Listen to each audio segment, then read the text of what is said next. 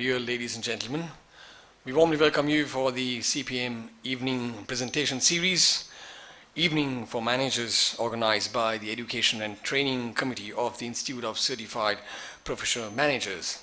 Today's topic is how innovative are our managers. So, to start, I'd like to give a brief introduction of CPM and the Education and Training Committee. The Institute of Certified Professional Managers, CPM, was formed to provide professional qualification in management by conducting educational programs, providing practical experience in private and public sector entities, and establishing a link between the private and public sectors for the advancement of professional management. And CPM is a joint project initiated by CMA Sri Lanka and All India Management Association AIMA, and it is recognized internationally and is an active member of the Association of Management Development Institution in South Asia, MDSA. So CPM has also signed an MOU with the Malaysian Institute of Management, MIM, to facilitate professional development, knowledge exchange and capacity building in order to develop competent management professionals in Sri Lanka. So objectives of the CPM Education and Training Committee are define the professionals and educational needs of the membership of CPM, assuring compliance with CPM requirements, creating education programs to support and upgrading through continuing professional development CPD, and assessing how well the organization meets those needs. So now, to welcome you all, may I now invite the President of the Institute of Certified Professional Managers, Professor Lakshman R. Wattawala, to deliver the welcome address. Venerable Tero, our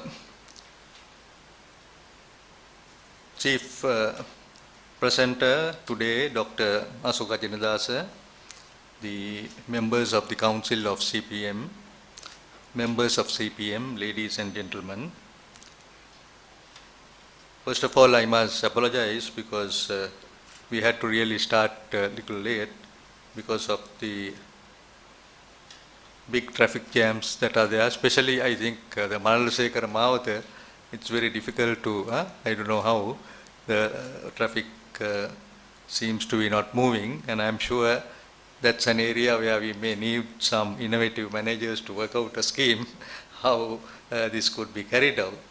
So let me also thank our panelists who are here, and they will be on the panel after Dr. Jinadasa makes his address.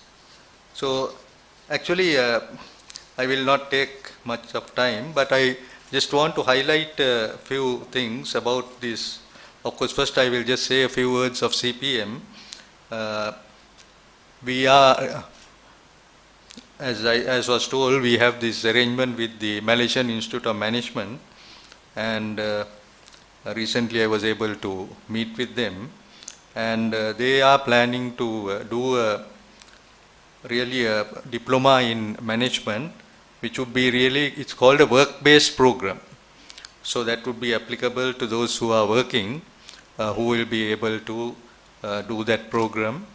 And also it is certified by one of the Australian institutes and would be recognized even for those who are interested to enter universities or go for further education.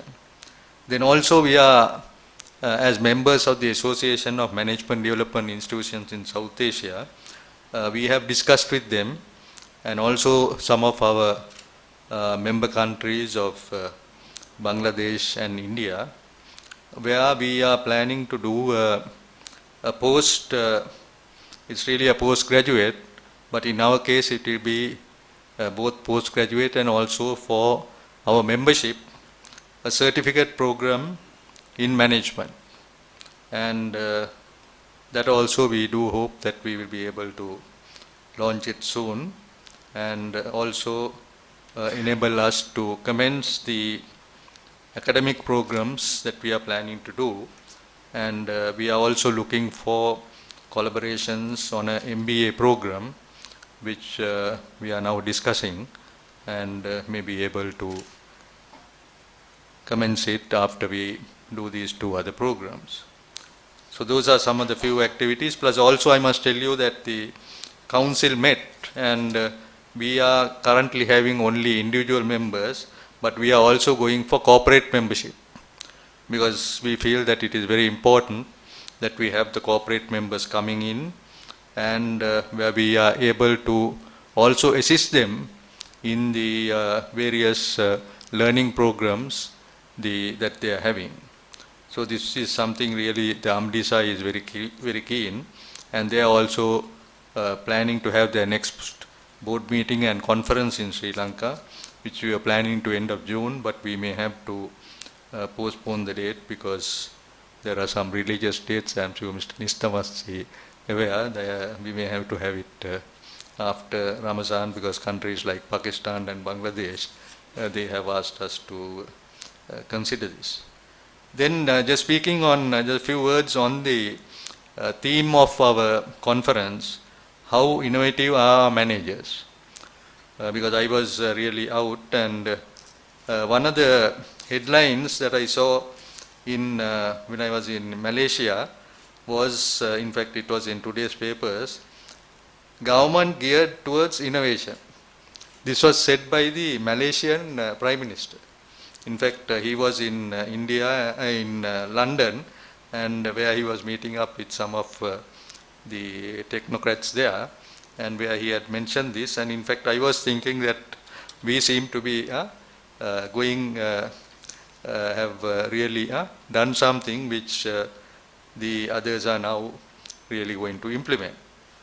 I'll just like to take some few areas that he had mentioned, so that might be of importance to you. And what they are really trying to do is to strategize their goals for 2020, and they have outlined innovation as one of the key strategies in order that they could be able to achieve their goals. And of course they have been talking of the development stages that they have gone through. One was of course the agricultural economy, where they have been able to transform into to an industrial economy, and also to the services sector. And what they have also said is about the challenge to move forward and the next step to grow through innovation. Now, I am sure Dr. Jinadasa will speak in detail in that, but I just want to say that the real top of the Prime Minister of Malaysia, having looked at this, and of course they are far ahead of what where we are, but we are really trying to go to a higher level from much more lower level. Then also he speaks of increased productivity and more effective use of knowledge for greater economic and social development. Because these are things that I suppose the people should really understand, that what benefits that they can have from this innovation that we are talking of. So he was really speaking to, as I told you, some of the top people from Malaysia in UK, where they have all got together to help their country. And where he had also mentioned we need to find better ways of producing goods and services and delivering them more effectively and at a lower cost to a greater number of people. So these are all advantages. I am sure, I hope I have not taken any of your points, but I thought that it might be good to use this, because sometimes people really don't know the benefit of some of these new technology and innovations that are being implemented. Then of course he also speaks of the science, and also that we should set up science laboratories in all the schools. Now this is really something that Sri Lanka should look at. I think they were doing it, but how much they are implementing and whether they have good teachers for this, another matter that we have to really look at. Then also the other thing of course is the generating new ideas and game-changing strategies that will create sustainable wealth and jobs for our people. Because that's what everyone is looking at, to improve the wealth and also the jobs that we are talking of. Of course, maybe I think the Honorable Prime Minister has said that he is going to create 1 million jobs, but I suppose he has to work out and see how this could be done, because really now we are really at a higher level where skill development has to take place. Because today we can't get workers in factories, and then if you look at the skills, there are no skills, but they want good jobs and fat salaries. So we will not be able to achieve. So that's an area where the innovation will have to come, but without the proper education, I don't think that we will be able to do anything. And then of course the focus on research and development, which there is hardly anything that is being done. Of course we had earlier, I think if you we just came past it, it's now called ITI, but earlier it was called the Institute of Scientific and Industrial Research, which I thought might be a better term in today's context, but they put it ITI, Institute of Technological, but I don't know what happened. And then the other important thing is where the innovations are done, and of course commercializing it. Now that's the other mistake that we really make, that maybe the funds are not available or there is no backing that they get. So this would be another important area that we have to look at. So we need to focus on being at the forefront of using and inventing new technology so that we gain and maintain a long-term competitive edge.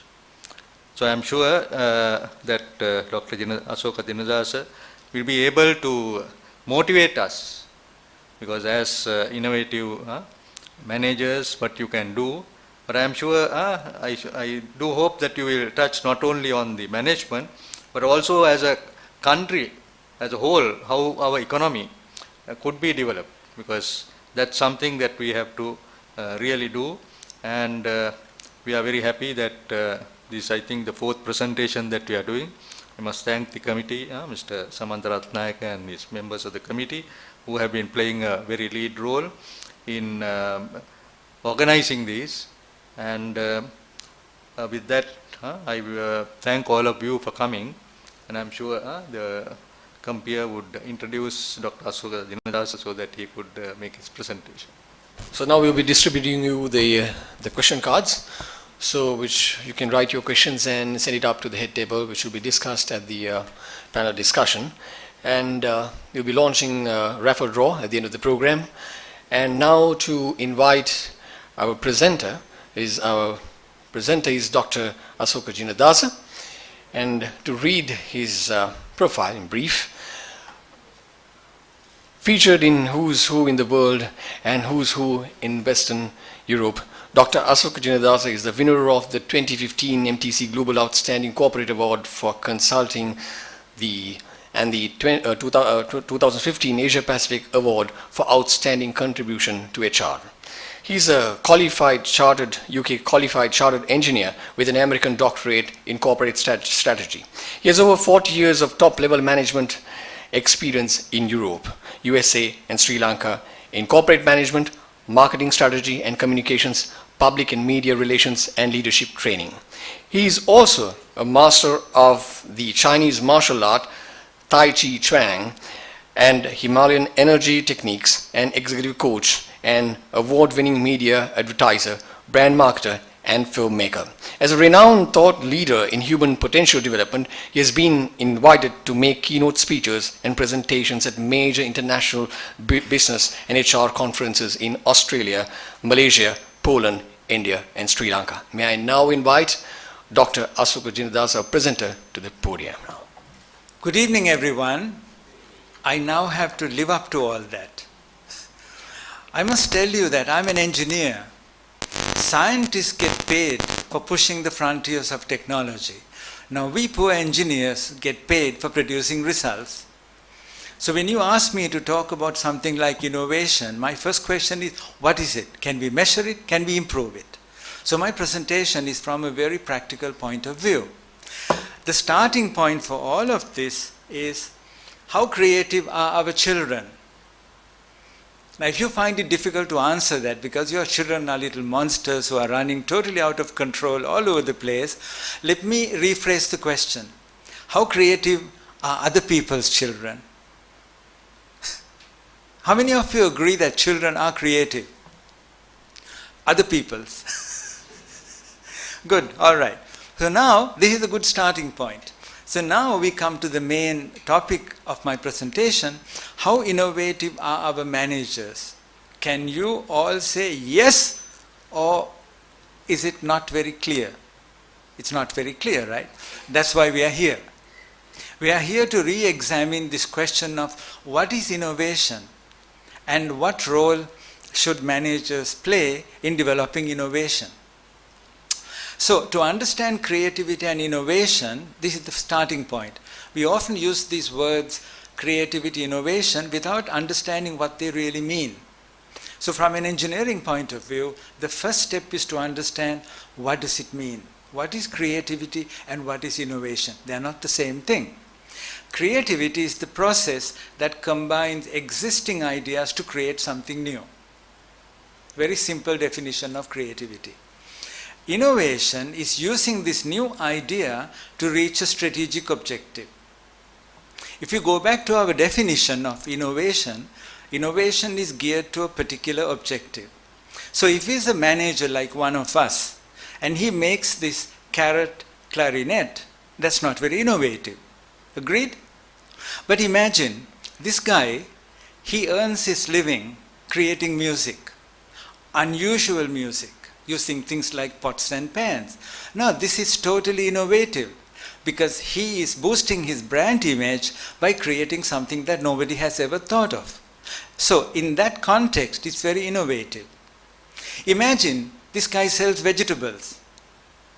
Now, he's creating a new quality standard for carrots. Clarinet standard carrots. See, now that's very innovative. So imagine in the morning what he does is plays his carrot clarinet. Everybody will come to listen to it. Now what happens is all the other people who are selling carrots that don't meet this clarinet standard of excellence will be out of business. Agreed? So now you see, I love this video because it clearly shows the difference between something that's very creative and how you can use it to achieve a business goal.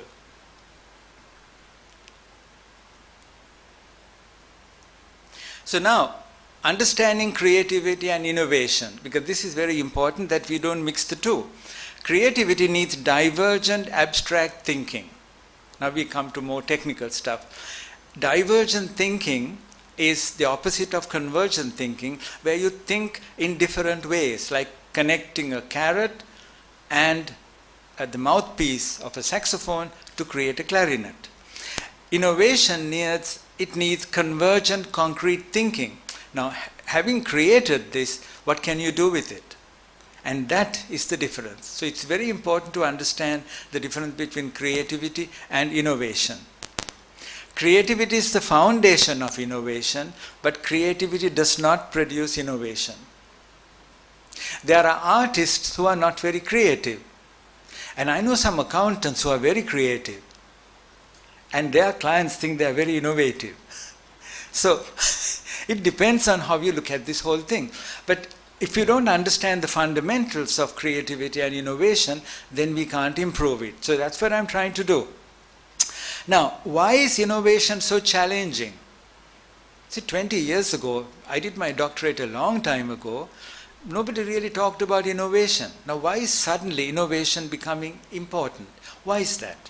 Good question, right? The reason is this. Even successful innovators, they can't sustain their innovation. Perfect example is Nokia. As you know, Nokia was making snow tires in the Arctic Circle. Suddenly, they became the world leader in mobile telephones. But then what happened? They lost that position. And there's a very good reason. They came up with the first smartphone without keys long before anybody else did. But their marketing guys said, nobody's going to buy this because there's no tactile feedback. See, when you press a key, you get tactile feedback. They didn't market it, they got knocked off that position. So innovation is an elusive prey to catch. And what this means is you have to constantly reinvent your business model and business strategies. Why is that? Because the world is changing all the time. Now you have all heard this wonderful quotation from Einstein, insanity is doing the same thing over and over again expecting different results. Now there are a lot of people in Sri Lanka who are totally insane. That's what they are doing. Now here's the new angle on this. In today's world, insanity is doing the same thing and expecting the same result. What worked yesterday will not work today. And this is my friend Felicio Ferraz. He was the former managing director of Ceylon Tobacco. He came to one of my presentations, and the day after that he called me. He wanted to meet me. Now I was not sure whether I wanted to meet anybody from Ceylon Tobacco because I don't smoke. So I thought this guy sounds interesting, so I went to meet him. And I found that he's a non-smoker. Managing director, CEO, Ceylon Tobacco is a non-smoker. Now he had an issue. His personal values of not smoking, how does he bridge that with what they are trying to do? So during the conversation, I discovered something very interesting. I discovered that the tobacco company is selling a legal product with a clear health warning. None of the other stuff that you buy in supermarket carry a health warning. All the fizzy drinks that you consume, every single processed food, research shows, is the cause of all illness. So, then he felt, no problem at all. Until that time, none of the top managers of Ceylon Tobacco wanted to meet the media. Now Felicio changed that. He went in front of the media and you know what he said? He said, smoking is bad for you. But if you smoke, select one of our cigarettes. Because we make our cigarettes to quality standards. Now that is small, that is creativity. You look at the problem from a different point of view. So creativity doesn't mean big things like making carrot clarinets. It often means you look at the present situation from a different point of view and you get a new take on it. Right? And that helps you to go further. Because we have this idea, creative has to be big. If you have a great idea, that's wonderful. But little ideas can be as creative as big ideas. So now, why is innovation so important now compared to when we were children? The answer to that is survival depends on our ability to change faster than the environment. That's why dinosaurs went extinct. If the environment is changing faster than the rate at which you learn, you become extinct. This is why, now, then comes the question, is the environment changing faster? And the answer to that is found in the second law of thermodynamics. That's the only thing I remember from my degree. The second law of thermodynamics says all systems naturally move from a state of order to a state of disorder, naturally. And that is called entropy. And the second law says that the entropy in the universe is constantly increasing. So this shows why the world is becoming more and more chaotic. The more changes we make, the more chaotic the world becomes. Now to summarize it nicely, here's the key. I love this. Matter and energy in the universe degrade to an ultimate state of inert uniformity. To understand inert uniformity, your organization will give you a perfect example. The young people who join the organization are very active. So while they are having an interesting conversation, a senior manager walks in. And that is inert uniformity. So they all follow this model of inert uniformity. The highest level of inert uniformity you see in the boardroom. Agree with that? They all think the same way, totally non-innovative, and that's why companies are very often stuck. I used to be the chairman of a group of financial service companies, and one of the first things I wanted to do was to hang a picture of a baby with a wet diaper in the boardroom. Because the baby with the wet diaper needs transformational change, not incremental change. They politely asked me to leave because I didn't fit the model of inert uniformity. So inert uniformity is what kills your creativity. Agreed? You have to get out of that mindset. And you see this everywhere, inert uniformity. This is what kills creativity. You don't need to create creativity, just get rid of the roadblock. So let's see, what hinders creativity and innovation? Restrictive corporate cultures. If the corporate culture, which is the collective consciousness of an organization, does not support creativity, being creative is suicidal. And then you have authoritarian management attitude. Yours is to do and die, not to question why. And micromanagement kills creativity. Imagine you have this fantastic idea and you are playing with it. Now you're not sure whether it will work or not. Somebody looks over the shoulder all the time and asks, hey, what are you doing? Now you don't have an answer to that because you are being creative. So micromanagement is what kills creativity. And here's another interesting thing. We have two mindsets. Some people have a being good mindset, other people have a getting better mindset. This is the key. There was an experiment done with children. Two groups of children were given the same puzzle. One group was praised for being clever, being intelligent. The other group was praised for trying hard. Right? Two different groups of people given the same puzzle. As the puzzle became more and more complicated, at a certain stage, the group that was praised for being good gave up. The other group continued. Why is that? Because if you have been praised for being good, you don't want to take a risk. If you take a risk and it doesn't work, that means it destroys your self-image. This is the problem we have in Sri Lanka. Because you are praised by your parents for being in a state of inert uniformity. You do anything out of the box, you're not only discouraged, but very often you're punished. Why is it that people in Sri Lanka who have O-level English do not speak English? If you speak English, you make a mistake. If you make a mistake, people will laugh at you, so better not take the risk. Creativity involves getting out of your comfort zone. And getting out of your comfort zone means you will look silly. There's a wonderful story about a German girl who came to England to learn English. She goes to a restaurant and she orders a steak. She waits a long time and the steak doesn't come. So very annoyed, she calls the waiter and says, "Waiter, when do I become a steak?" So the waiter, being very English, said, "I hope never, my dear, but I'll check on that." That's because the German word for bekommen is to get in English. Right? So if you're trying to be creative, you will make a fool of yourself. That means you need to have this getting better mindset. Otherwise, at the earliest opportunity, you would give up. And the biggest challenge to creativity is fear of failure. If you try something, it doesn't work, people will laugh at you, better not take the risk. So these are the internal barriers we have against us being creative or innovative. Now on the other side, what nurtures creativity and innovation is an equally important question. Desire to improve even things that work. When Tom Peters came here, he said, if it works, change it because it won't work tomorrow. So you need to constantly take a look at what works and reinvent it, because what works today will not work tomorrow. That means you have to get yourself out of that comfort zone. Comfort zone is a dead zone, no creativity, no innovation. You have to constantly acquire knowledge. This is very important.